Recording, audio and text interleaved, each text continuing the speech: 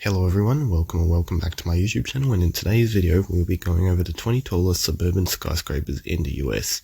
Now these are just buildings located outside the main downtown areas of their respective cities/metro areas, and most are surrounded by residential suburbs.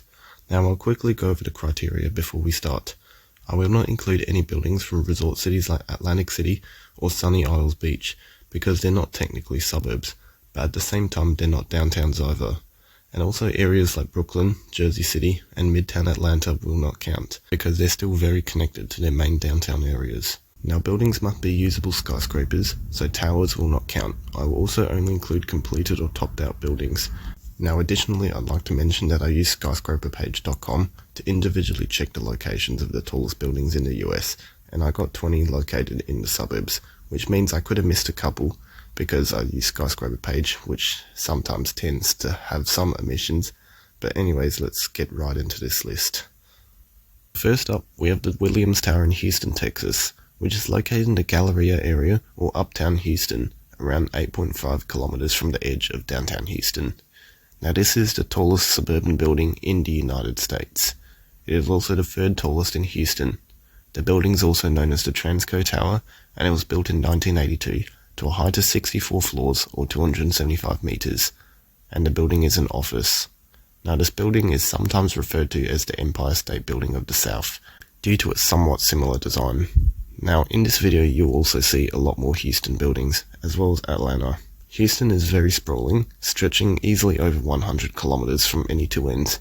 Houston is also famous for its very lax zoning laws, which means skyscrapers can literally be built behind backyards and next to houses, and the demand is all there due to urban sprawl.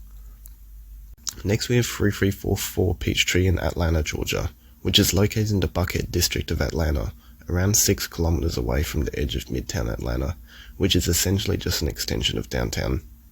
Now, this building is the second tallest in the suburban US, the 9th tallest in Atlanta, and it was built in 2008 to a height of 48 floors or 203 meters. And it is mixed use, being both office and residential. Now we will see Atlanta and its suburbs a lot more times in this video, so I'll quickly explain why. Atlanta is a giant metro area, and its suburbs easily extend to over 60 kilometers north of downtown, which creates more demand for offices. The airport to the south also pushes all the high-rise development up to the north, which leads to high-rise booms like Midtown, Buckhead, and Sandy Springs. I'll eventually make a separate video on Atlanta, but this is just a very basic explanation.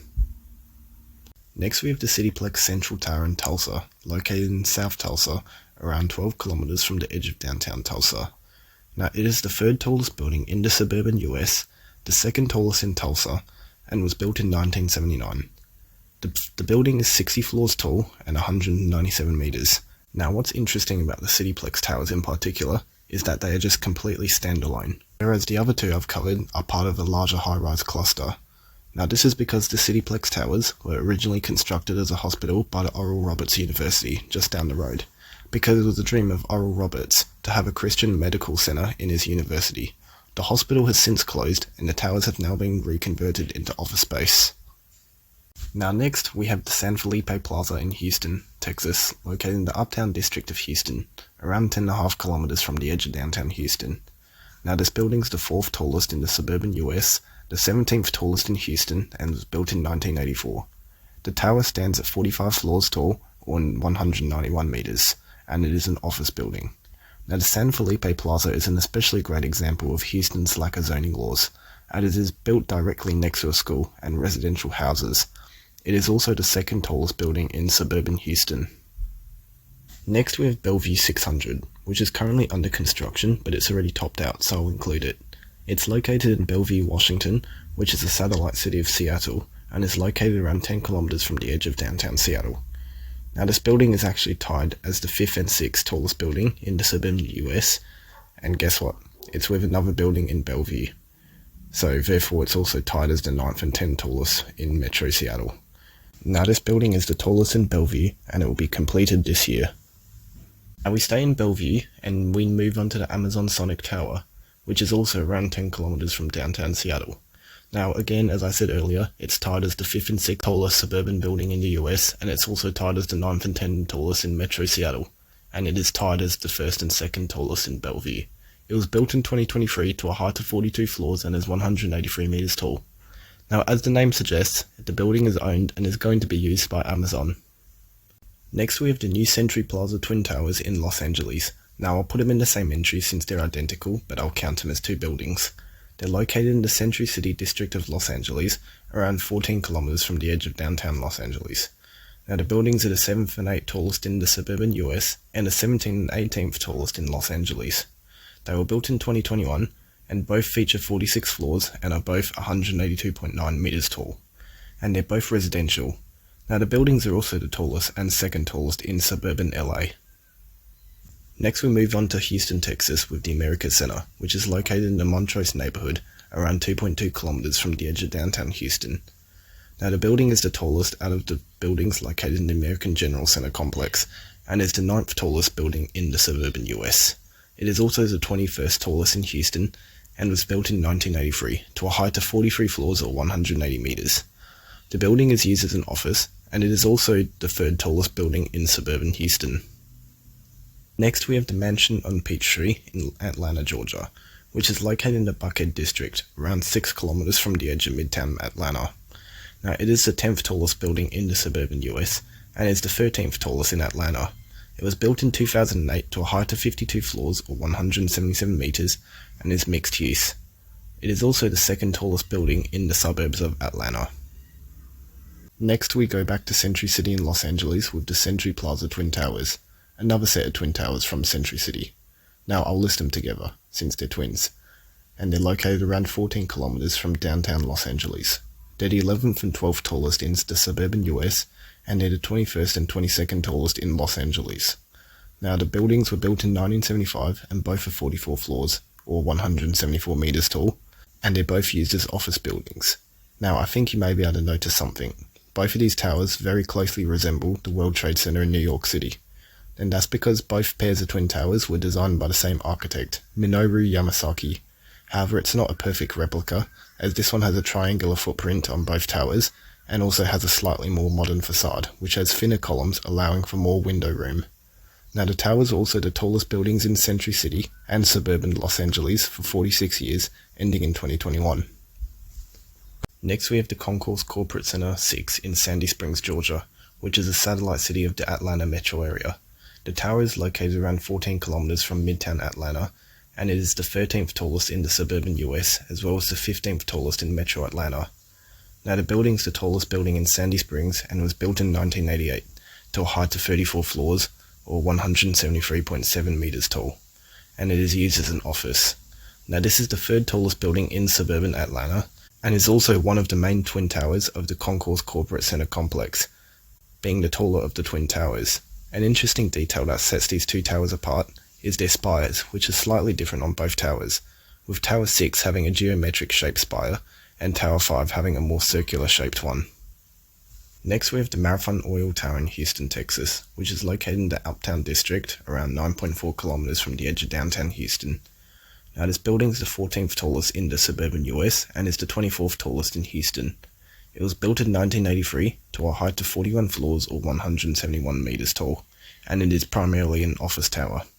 Now just like the San Felipe Plaza, the Marathon Oil Tower is also another great testament to Houston's lack of zoning laws. Some people can walk up their driveway or leave their house and be greeted face to face with this massive tower. This tower is also the 4th tallest in suburban Houston. Next we have 1999 Avenue of the Stars in Los Angeles, which is located in the Century City neighborhood of Los Angeles, around 14 kilometers from the edge of downtown LA. It is the 5th tallest building in the suburban US and is the 24th tallest in Los Angeles. The tower was built in 1990 to a height of 39 floors or 170 meters tall. The building is an office, and it is also the 5th tallest building in suburban LA. Next we have City Place Tower in Dallas, Texas, which is located in the Old East Dallas neighborhood, around 1.7 kilometers from the edge of downtown Dallas. The building is the 16th tallest in the suburban US, and it is also the 16th tallest in Dallas. It was built in 1988 to a height of 42 floors or 170 meters tall, and it is an office tower. Now this building is the tallest in suburban Dallas, and has also got an interesting story. It was originally called City Place East Tower, and was supposed to be built of 1 or 2 twin towers as part of the high-rise office complex called City Place. Now the complex was to be built as the corporate headquarters for the Southland Corporation, but Southland was bought off, which reduced their need for office space. And at the same time, the savings and loans crisis was also in full swing, which reduced the demand for office space significantly, and it also cut off financiers from the project, as City Place was founded by a couple of savings and loans institutions that had failed as part of the crisis. Next we have the Concourse Corporate Center 5 in Sandy Springs, Georgia. This is part of the Concourse Corporate Center complex and is one of the two main twin towers, one being one that we covered earlier, but both are slightly different heights and have slightly different designs. Now this one is the 17th tallest in the suburban US and is also the 17th tallest in Metro Atlanta, and is the second tallest in Sandy Springs. The building was built in 1991 to a height of 34 floors or 169 meters tall, and is an office building. This is the fourth tallest building in suburban Atlanta, and is also the second tallest building in the Concourse Corporate Center complex. Next we have the Cathedral of Learning in Pittsburgh, Pennsylvania, located in the North Oakland neighborhood of Pittsburgh, around 3.4 kilometers from the edge of downtown. It is the 18th tallest building in the suburban US and is the 8th tallest in Pittsburgh. It was built in 1936 to a height of 42 floors or 163 meters tall, and it is used as an educational building by the University of Pittsburgh. Now this is the tallest building in suburban Pittsburgh, and is also the first skyscraper in the US to be built in a suburban area. The tower is part of the University of Pittsburgh and acts as their main centerpiece.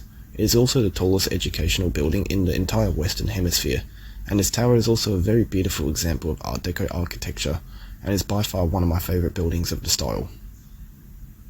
Next we have 2929 Wesleyan in Houston, Texas, located in the Greenway/Upper Kirby neighborhood of Houston, around 6.7 kilometers from the edge of downtown. It is the 19th tallest building in the suburban US and is the 28th tallest in Houston. It was built in 2015 to a height of 39 floors or 162 meters tall, and is a residential apartment tower. And it's a pretty flashy apartment tower and has a pretty interesting wavy pattern. It is also the 5th tallest building in suburban Houston. Next we have Park Place Tower in Chicago, Illinois, which is located in the Lakeview neighborhood of Chicago, around 6 kilometers from downtown. It is the 20th tallest suburban building in the US, and is the 103rd tallest in Chicago, and it was built in 1971 to a height of 56 floors or 161.8 meters tall. The tower is residential, and is also the tallest building in suburban Chicago.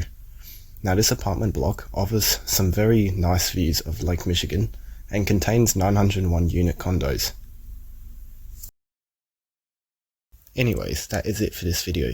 If you enjoyed it, make sure to like and subscribe for more similar videos, and comment down any video suggestions you'd like to see in the future. That's all from me, and I'll see you next time.